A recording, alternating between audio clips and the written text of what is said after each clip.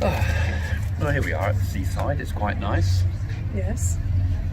And so, what do you think about what's going to happen in the coming weeks? I'm doing a video shortly about the long term, what's going to happen in the world. But what about coming up soon? Have you had any thoughts? What about that Maddie McCann business? Well, they definitely got the right man, and they're searching down wells and they're looking, digging where he lived.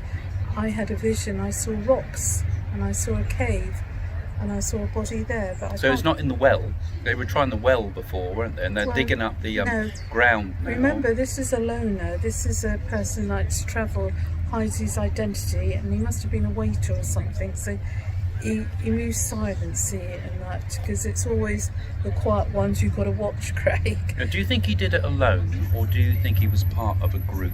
No, I think he done it alone. And do you think Maddie was killed straight away, or did he take her off? Because I mean, they're looking in Germany now, so he must have carried her off, mustn't he? Well, funny enough, on that night, someone actually saw a man carrying a child in pyjamas, and because people didn't think anything of it, because you presume it was a father and a child falling asleep, and so.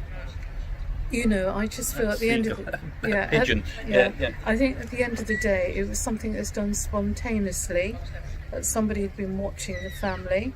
You strike me as a predator that will watch. Well, that's what I'm saying, and he had a very strange aura and things background, because I think he was adopted and that. So it's as if he wanted to, in his mind, as if, you know, he could. It's all about control with these people, and I think my friend, and Kim, I think he panicked. And my friend Kim found it in the Nardi about Madeleine. He looked up Madeleine's Nardi. I've not read it. And then said what? Well, he told me that the Nardi predicted about Madeleine. They were seeing it unfolding in the news. Yeah. As it said in the Nardi article. But I don't know whether it said about Germany. I'd love to find out. I'll have to ask him. Yeah, but this is in Portugal, because he would be going to Germany. They're looking at Germany now. But he would be going to Germany and Portugal. But I saw a cave and I saw rocks. Other things in the news. China. I think that don't you think that there's going to be more and more fight against China, isn't there? Because I mean, China's trying to dominate the world economically, while Russia's trying to dominate the world politically, and they are undermining the whole of our society. Nostradamus saw the bear, what represents Russia, and in trance it came through that China was trying to take over the world, and people in this country, in England, buying cheap goods coming from China. Yeah, I think we should stop buying. Buy English, buy British again. Buy British or buy American, or buy anything from a democratic country, but not from these communist countries that are basically do not allow human freedom. You know, and look at what's happening in Hong Kong, and I think that's all going to blow up again. But it seems very convenient that the coronavirus comes along just at the time when the Hong Kong revolution starts to happen, and the Chinese potential revolution that I feel is going to happen starts to happen.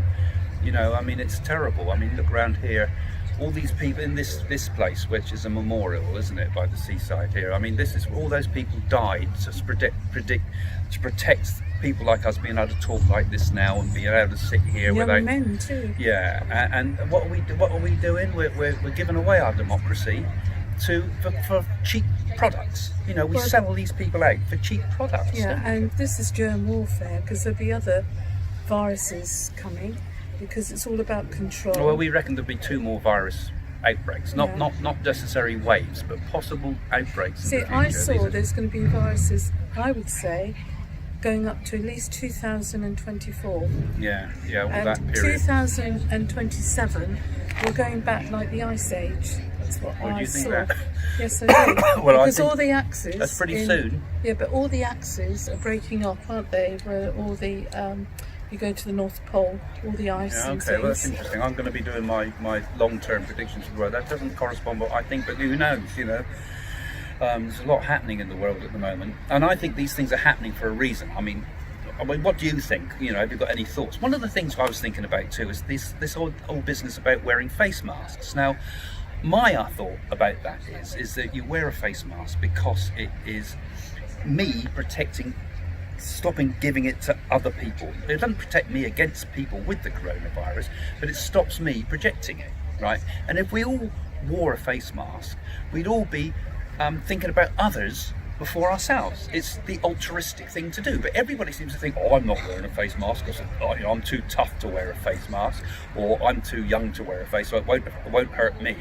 You know, surely this is the whole reason that we've had so many problems, and perhaps spiritually why this virus has come along, because it brought everybody together for a while, didn't it? Well, people had more compassion, or more kinder, and karmically it seemed to be the earth was balancing, and I noticed nature was coming back. I get the feeling it's like a battle against selfishness. Well, it's Mother Nature fighting back. Yeah, but it's like, one of the worst problems in the world today is selfishness. People are so materialistic and selfish and shallow. They're like adolescents. It's like grown people are just like adolescents the way they behave. And to not wear a face mask, I think it's just terrible, because it's not about you; it's about protecting others. It's not just face mask. It's hygiene. Wash your hands. We're going back to school now, where you wash your hands before you eat. Yeah, but it's about altruism to me. You know, it's a spiritual. You have to look at things in a spiritual standpoint. Why does that come into the world? For a spiritual reason. You know, the universe throws things at us sometimes to get us back on the path of spirituality. If we see everything as a reason in our personal lives and in the lives and in the world as a whole, are we going to learn the lesson? No, we just carry on as normal, and everybody wants to get back to the pub and having a drink and going on holiday, you know. And then people were prepared not to take the vaccine because they had paranoid ideas about Bill Gates putting stuff in it, and I mean, this is just paranoid thinking, in my opinion. It's frustration. I mean, I gave a reading today to somebody who on the phone, who was working in a foreign country, working on the American vaccines. And he was a lovely man and was telling me, we're right at the point, we've cracked it, we're going into production on this vaccine. And, you know, there's this very spiritual man working on it, and he's not going to be there slipping in sort of mind control devices. I mean, what's wrong with people? Are they, you know, it sounds like something from Philip K. Dick's story, you know. Too many lizards walking around the earth. It's madness. So there's so much happening. I mean, if anybody's got anything you want us to talk about, because we're going to do these prediction type of talks quite a lot, obviously, because you're obviously interested in it as well, I hope. Just put your comments, what you'd like us to talk about, and we'll pick up on some of the things that you say. Can't promise, but I'll pick up on a lot of the stuff that you ask us about. So what other things do you... economic situation, what's going to happen to the world, do you think? Well, I think there's going to be a great depression and... recession, be worse than the 30s. So my advice to you, if you've got any money, save it. And that there will be I remember back in the 70s, food shortage, but I think at the end of the day, be sensible. Back in the 70s, we were absolutely convinced there was going to be an economic collapse. In fact, me and my friends tried to get together a sort of collective, and we put the money together to form a farm, you know. In the old hippie days, we thought, we got to get out, get out of the society because it's going to all cave in. It didn't cave in.